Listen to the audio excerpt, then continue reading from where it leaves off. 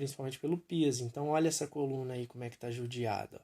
Os discos aqui praticamente não existem mais, tá vendo? Olha que bicão de papagaio. Esse bico cresce por quê? Porque a gente tem ligamentos laterais, ligamentos anteriores, ligamentos posteriores. Então você pensa, esse ligamento fica puxando, fica o tempo todo sob tensão ali, fazendo tração, esse bico vai crescendo. Então você pensa, se esse bico fosse dentro do canal pinçando o nervo, essa pessoa ia parar até de andar. Concordam? Então aqui provavelmente uma postura muito ruim durante muito tempo, né? Essa aí, ó, dá para ver direitinho, é uma ressonância, a pessoa está de frente para lá, a gente depois trabalha melhor essa visualização de ressonância, um corte sagital, ó, tá passando o corte lá no meio do pescoço da pessoa. A medula tá aqui, ó, então você consegue ver que a medula tá até relativamente livre, porém você vê que tem uma barriguinha aqui. Então vamos fazer um diagnóstico aí, ó. C1, C2, C3, C4, começa a dar uma barriguinha. C5 para C6 tem uma barriguinha, tá vendo? Então aqui viria aquele laudo que a gente está acostumado a ver assim, tocando o saco dural, sem comprometimento da raiz adjacente, porém já indica uma sobrecarga, ok? Agora olha na frente da vértebra aqui, ó. Olha o bicão de papagaio que surgiu ali, ó. Tanto aqui quanto aqui, ó. Esse aqui tá atrapalhando até a epiglote desse peão, ó. Essa pessoa, para engolir aqui, ela tá tendo problema por causa de artrose lá na cervical, ó. Disco aqui já tá todo gasto, né? E um bicão de papagaio atrapalhando até a movimentação da glote, da epiglote, para fechar a traqueia ali, ok? Então, depois a gente vai vendo isso melhor, tá? Olha aí os pinos que eu falei com vocês, ó. São colocados por um caso de mobilidade excessiva, a gente vai ver espondilólise quando tem uma má formação, um problema no encaixe, que as vértebras são mais móveis, ou esse caso de artrose, que o médico faz a raspagem, limpa e coloca os pinos para fixar. A pessoa vai perder relativamente o movimento nessa região, mas se for bem sucedido, fica bem seguro. Osteoporose. Osteoporose, gente, eu gostaria que vocês pensassem assim. A gente tem a formação do osso, que chama osteogênese. Essa formação do osso é o seguinte, você anda, caminha, corre, faz exercício, você estimula a produção óssea. Então, o impacto estimula a produção óssea. São células que a gente chama de osteoblastos. E osteoclastos, esse Czinho aí, são células que comem osso velho, que vão retirando a massa óssea que está mais velha do esqueleto e colocando osteoblastos, que são células novas. Então a osteoporose é um desequilíbrio nessa osteogênese, onde você tem muito osteoclasto e pouco osteoblasto, ok? Ocorre na maioria em mulheres, tá? Então, infelizmente, as mulheres, por quesitos hormonais, não vou afirmar, mas sofrem mais da osteoporose. E aí tem um agravante, que às vezes a pessoa com osteoporose, ela não sofreu nenhuma fratura, mas o médico pede para ir cuidado com queda, a pessoa fica com medo, para, e sem o impacto a osteoporose vai aumentar mais ainda, porque a produção de massa óssea vem com a sobrecarga, né, com o impacto. Então a doença, ela vem lentamente, ela não apresenta sintomas, raramente apresenta sintomas, exceto quando você sofre uma queda, vai fazer um raio-x, ou às vezes a gente escuta algum idoso falar assim, quebrou e depois eu caí, porque o osso vai ficando tão fraco que ele pode quebrar, mas geralmente não relacionado a trauma, tá? Se não forem feitos exames diagnósticos, a osteoporose pode passar despercebida, mas a gente tem que tentar impedir a evolução dela, tomando sol, fazendo atividade física, cálcio, né? Essa vitamina D3. Então aqui seria um osso com osteoporose. Aí vocês radiologistas, ó, você radiografou o osso, o raio aqui passa menos, né? Então ele reflete, então vai brilhar mais branco aqui, radiopaco, que é o osso normal. O osso mais preto, mais radiotransparente, osteoporótico, vai passar radiotransparente o raio, ok?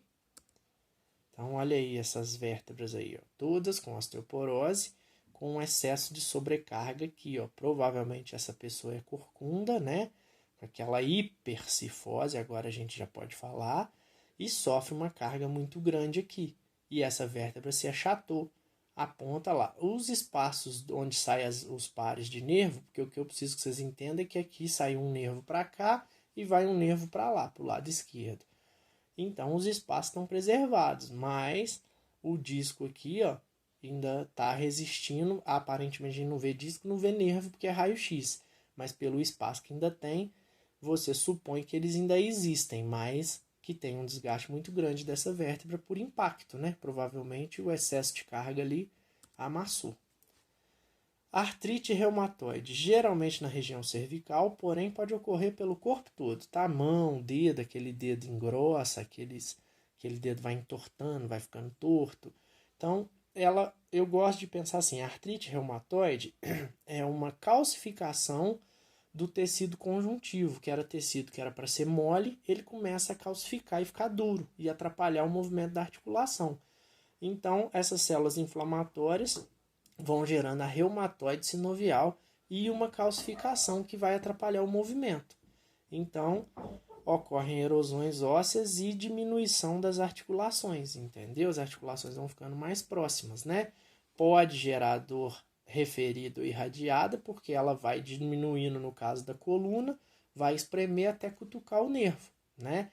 Então, essas pessoas sentem dor região temporal, membros superiores, até se for na região lombar, na dor nas pernas também, que é a dor irradiada, né? Então, olha esse pescoço. Além dele estar reto aqui, ó, estaria com hipolordose, ele está com um ligamento calcificado aqui, ó, que está evoluindo para a espondilite anquilosante, que é a próxima patologia que a gente vê, que é um aspecto de bambu. Parece um bambu, tá vendo? Esse ligamento ele não podia aparecer no raio-x. Ele é um ligamento, ele não é calcificado, ok? Então a gente vê que tem uma sobrecarga ali, ó. Aí acaba gerando um aspecto, essa é uma ressonância de um outro pescoço ruim também, mas que gera o aspecto de bambu aqui, ó, que agora eu já pulei para a espondilite anquilosante, nós vamos entender ela. Aí a osteoartrite evolui e pode chegar na espondilite anquilosante, que é uma calcificação extensa do ligamento longitudinal anterior ou posterior da coluna. É progressivo, cria uma característica radiológica conhecida como coluna de bambu. E os homens são mais afetados, talvez por trabalhos mais de carga, né? Então, ó, esse ligamento que passa tanto envolvendo a coluna, né, tanto lateral quanto anterior quanto posterior, ele vai sofrendo uma carga tão grande que ela fica contínuo, não parece um bambu? Então essa coluna vai perder movimento, concordam? Olha essa lombar, como é que está retificada aqui, ó. Ela não tem mais lordose.